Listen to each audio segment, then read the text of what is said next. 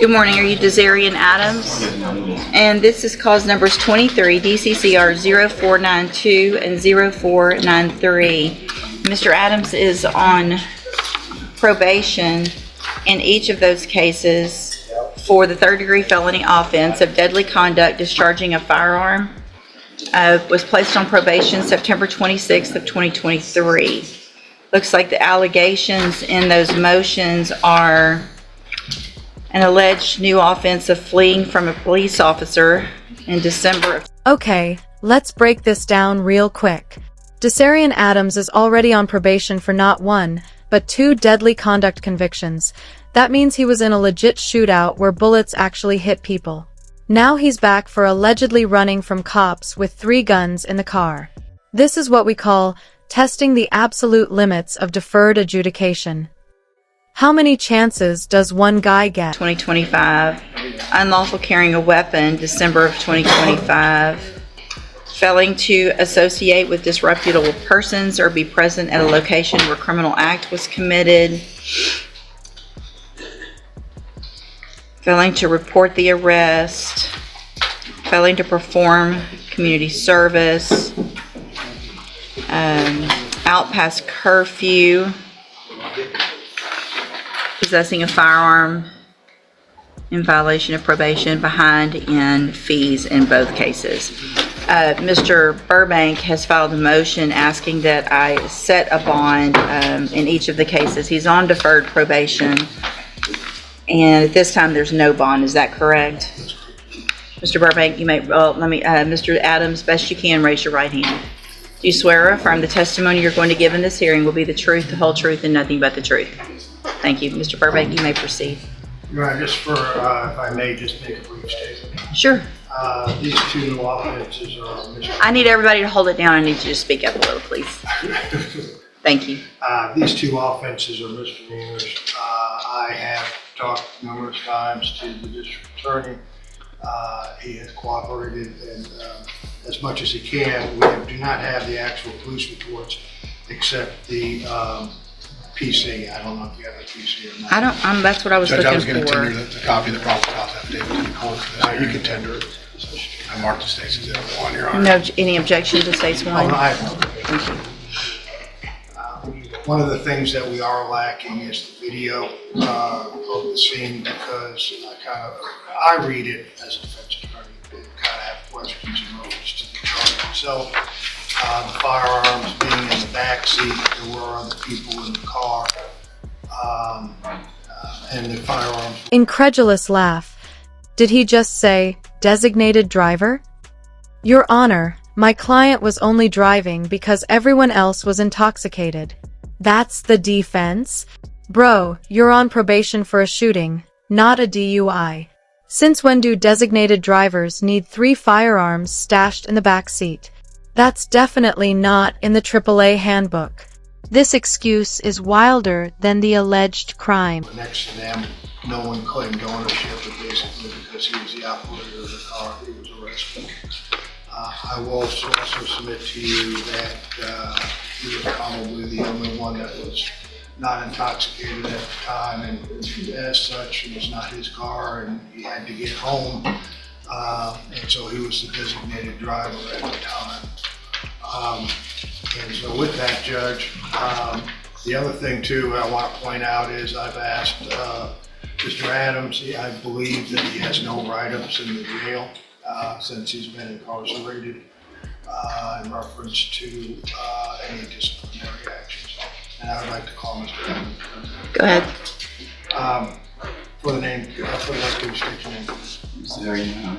And what I have told the court in reference to your behavior in jail, have you been acting accordingly? Yes, sir. And you have not had any write-ups? No, sir. How long have you been incarcerated? How long have you been in jail? 18 days. 18 days? Yes. Now, you realize that one of the violations is you haven't been doing your community service fully, correct? Yes, sir. Have you addressed that problem since you've been incarcerated? Yes, sir. I connected with my preacher. Speak up. I connected with my preacher, and he's one of who? Who is your preacher? Jeremy Williams. okay? And he has a church on Washington Boulevard. Yes, sir. And he has advised or has told you and your family that he would make sure that you got on the right track and did what you needed to do, correct? Yes, sir. In addition, your mom's back here, correct? You may not have known that, but she's here, right? Yes, sir. You realize that you shouldn't have been where you were, correct? Yes, sir. And you shouldn't have been in a car with firearms, right? Yes, sir. Though we do have affidavits from the people there claiming ownership. We haven't gotten to that point yet. No, sir. They were not your firearms. No, sir. Okay. If the court was to consider to post a bond, do you have any problem living with your mom No, sir. or having a monitor on? No, sir. Or any other type of monitor to whether drugs or alcohol or anything like that, correct? No, sir. And abide and try to get back on track again. Yes, sir. You do not have any assets in reference to bank accounts or anything like that, correct? No, sir. And though I am here, this money came from family members, correct? Yes, sir. You don't have anything to post, well, you'd have enough to post a reasonable bond if one was set, correct? Yes, sir. I have nothing further to judge unless you may have some questions in reference. Give me just a second. Thank you.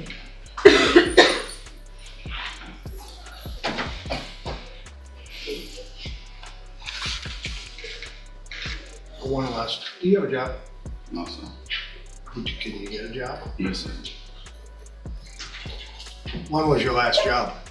Construction site in August.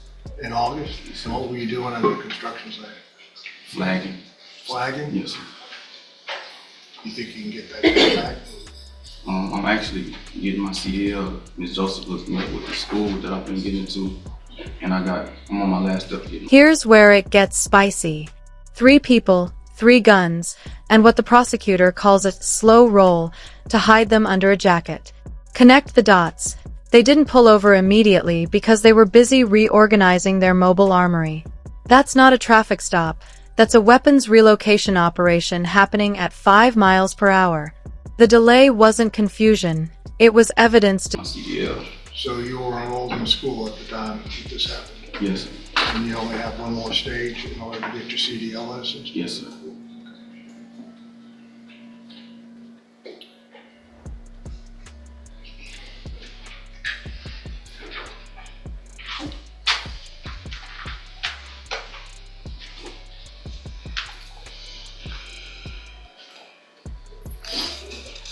Mr. Nichols.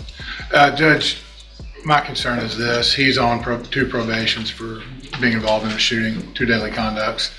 It was a situation where shots were exchanged between 2 different groups of people, and he was on one side of that. Obviously, there wasn't much cooperation from either side, so he ended up with 2 deadly conduct probations. Here we have him in a car with 2 other guys, 3 people, 3 guns, and the reason once the officer tries to pull them over, they slow roll for a few more blocks. That's why it's eluding and not, or fleeing a police officer and not.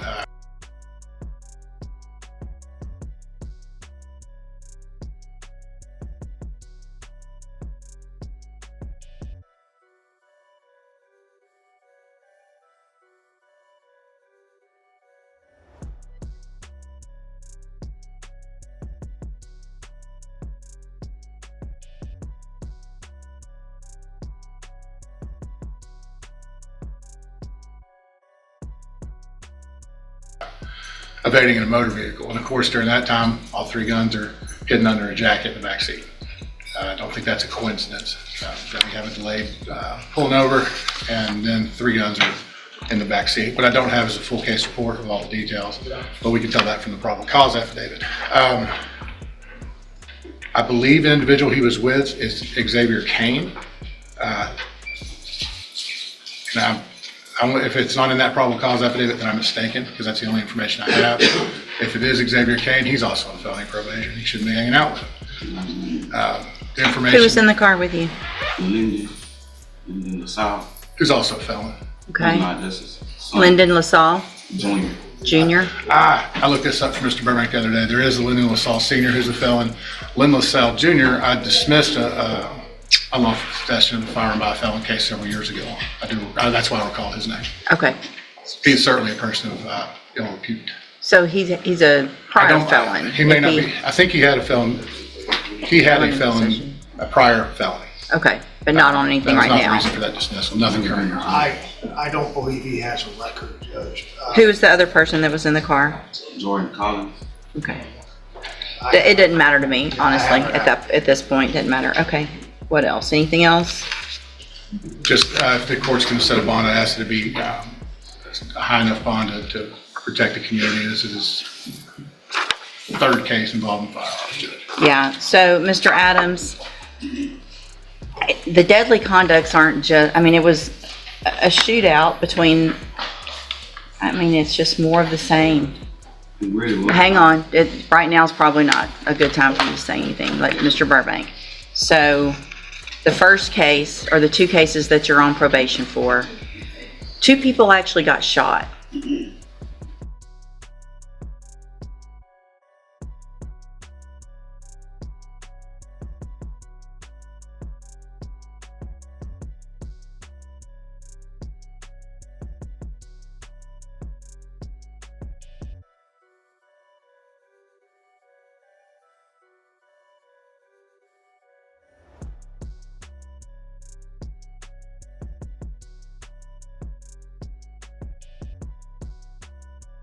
So you and whoever are shooting at each other, you admit it to the police officers that day. So there's no, I didn't do it. You admitted to it, you pled guilty to it, and 2 people got shot, whether it was your bullets or whoever else was shooting. Y'all were all shooting at each other because your grandma's car got shot up. So obviously y'all were getting shot at, y'all were shooting at people, and people who had nothing to do with it ended up getting shot, and you got deferred probation. I sent you to ISF, right? So you've already been to ISF so that you could get right, get the tools to make better decisions. And here you are out at 11:30 at night with 3 guns in the car, smelling like marijuana, cruising around doing what when you're supposed to be at home? With 3 guns in the car. We actually was in the party. I never was in the car. I just Should you have been at the party? No, I stayed past my birthday. Okay. So it's hard for me to believe when you're out at a party and you're on 2 felony probations for 2 people getting shot that you just ended up in some car. Why didn't you pull over? I'm not asking you to answer right now, but you didn't pull over when they asked you to. When they got behind you, you kept going. So at this time, I'm going to find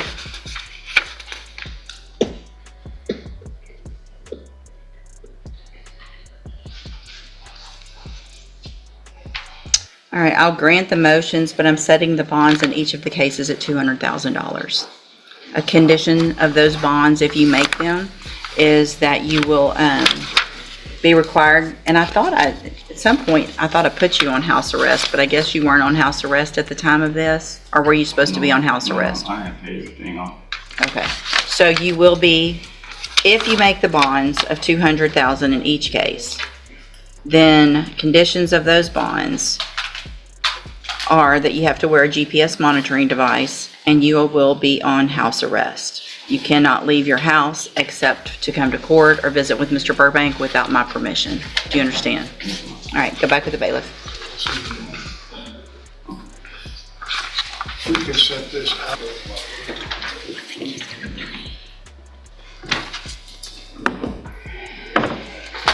All right, so are you David Chapman? Yes, ma'am. And Mr. Rojas, will your client waive the formal reading of the indictment? Here we are. Mr. Let me get this pulled up. We're going on more than one count.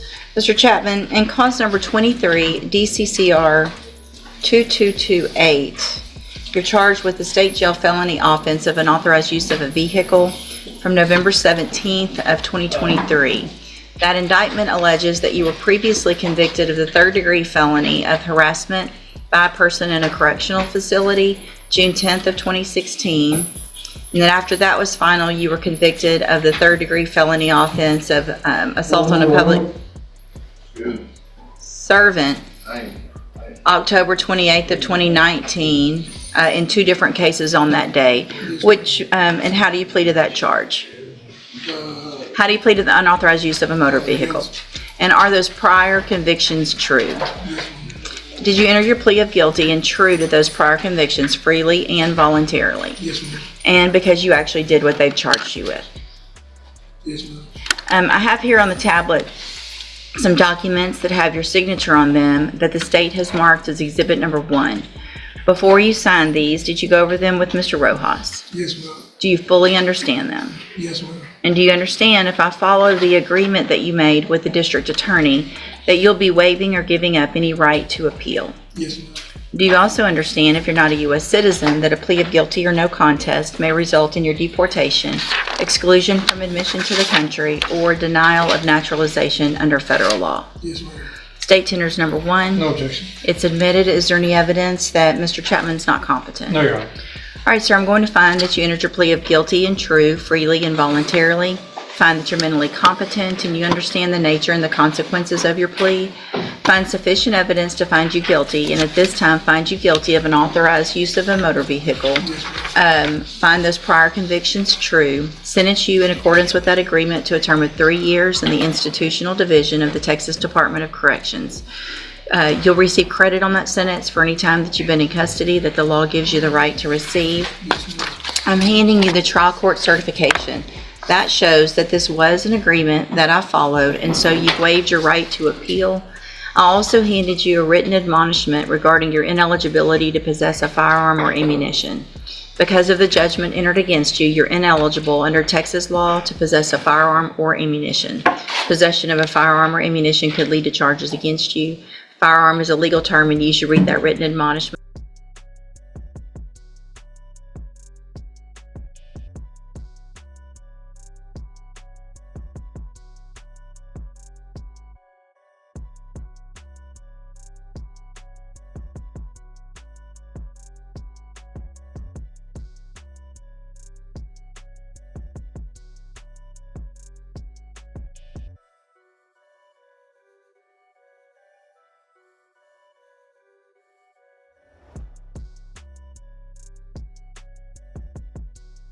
When I provide you to see what devices qualify as a firearm. If you have questions about the laws that make you ineligible to possess a firearm or ammunition, or about how long that lasts, you can talk with Mr. Rojas. All right, good luck to you, sir. You can go back with the bailiff. Appreciate it.